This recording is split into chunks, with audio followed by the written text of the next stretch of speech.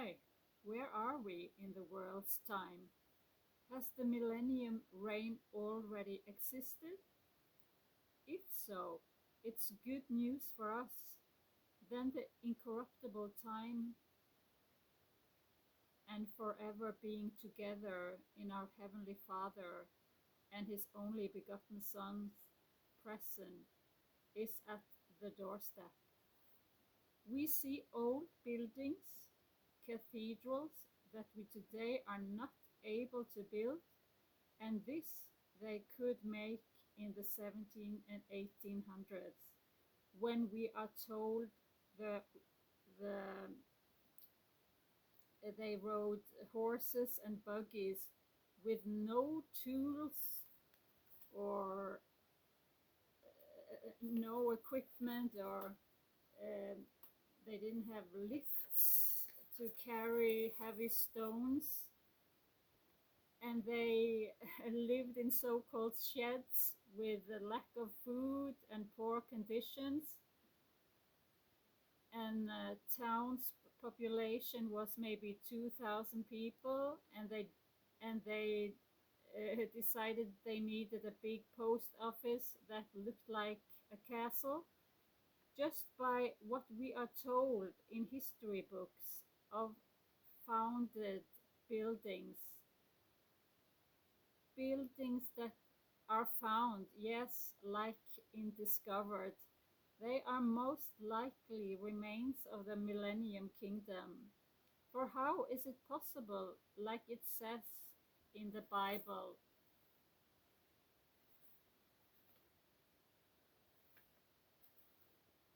after the 1,000 years, Satan will be cut loose or loosened from his prison to deceive the nation? How on earth is he able to do that after a millennium reign?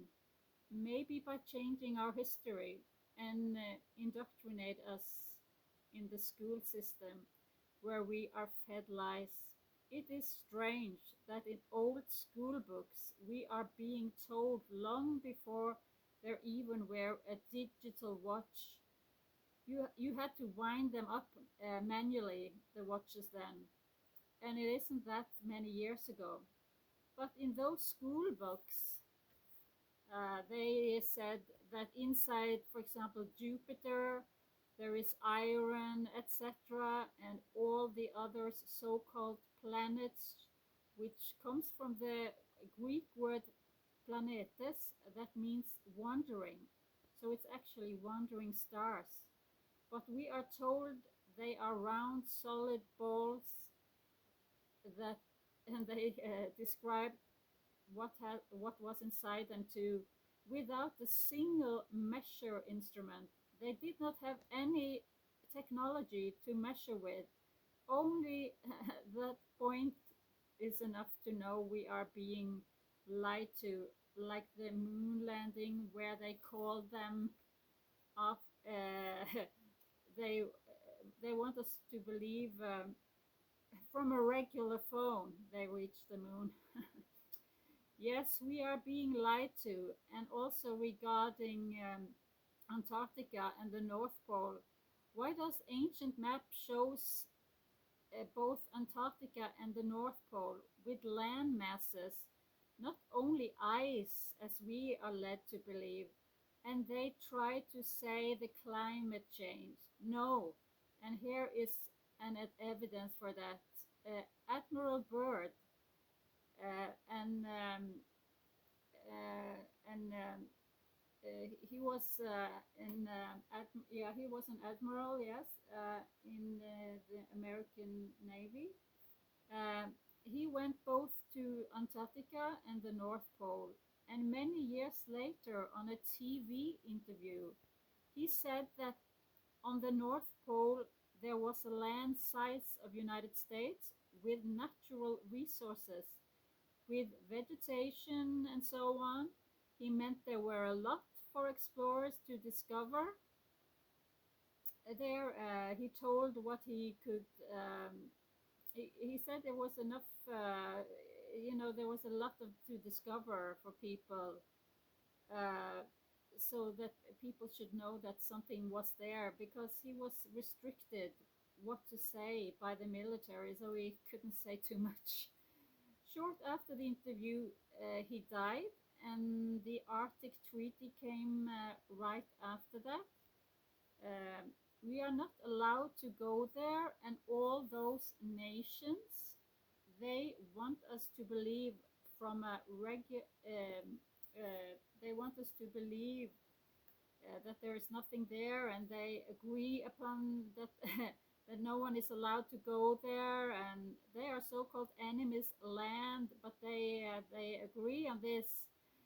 Many of them are enemies, and uh, but they but they are all together on this. Only that is proof they are hiding something.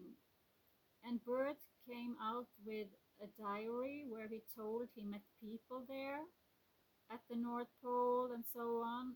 His son was healthy and suddenly died, and we are being told that Santa lives at the North Pole, and he sees if you are good or bad. So be good for heaven's sakes. Yes, for heaven's sake, we should behave good. And it is our Heavenly Father that sees everything, if we are good or bad. In some old books taken out of the Bible, like Second Esdras and so on, and in one of them it says that Zion, the new Jerusalem, lies between the corruptible and the incorruptible in this world. So that means a place between heaven and earth. Also, ancient map like Fra Mauro. Let's see if I can see that. Let's see.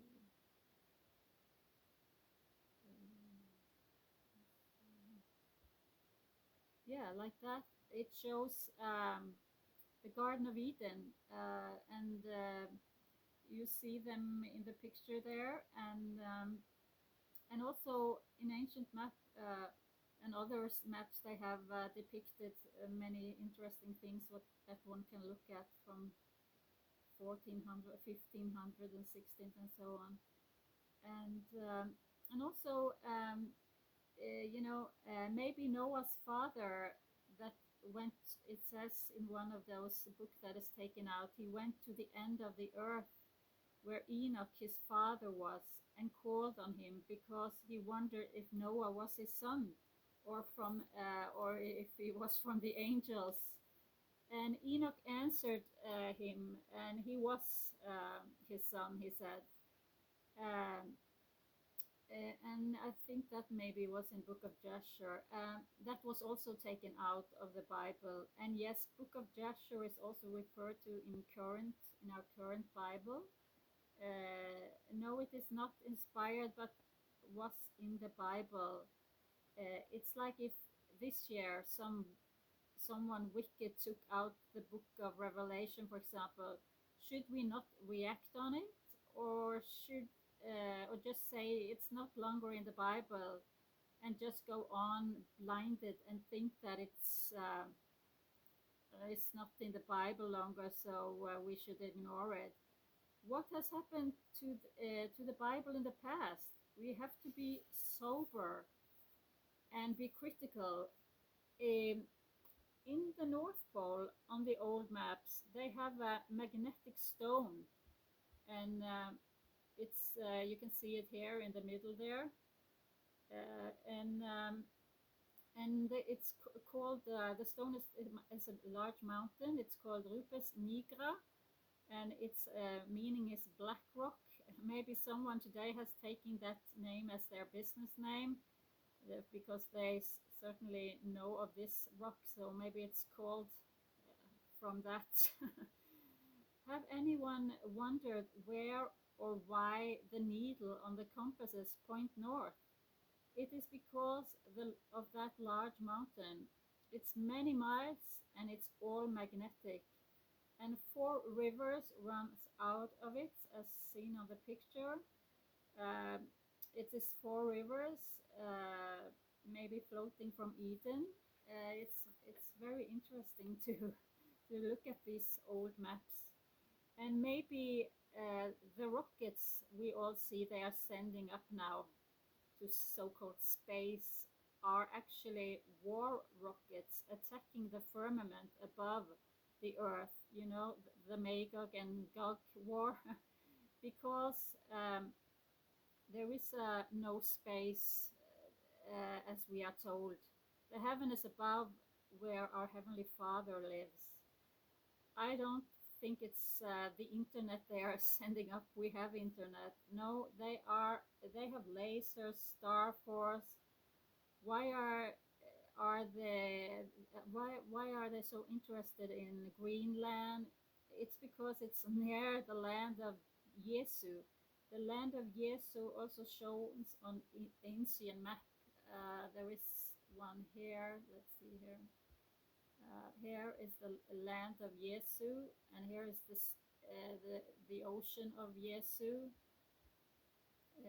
There is a lot of other maps. There is another one, Mar, it's ocean of Jesus, and here it's Terra, land of Jesus. They didn't write J. They didn't have J.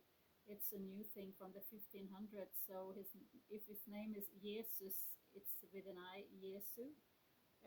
And so it's very nice to see those ancient maps because they knew how to write or draw maps in the old days.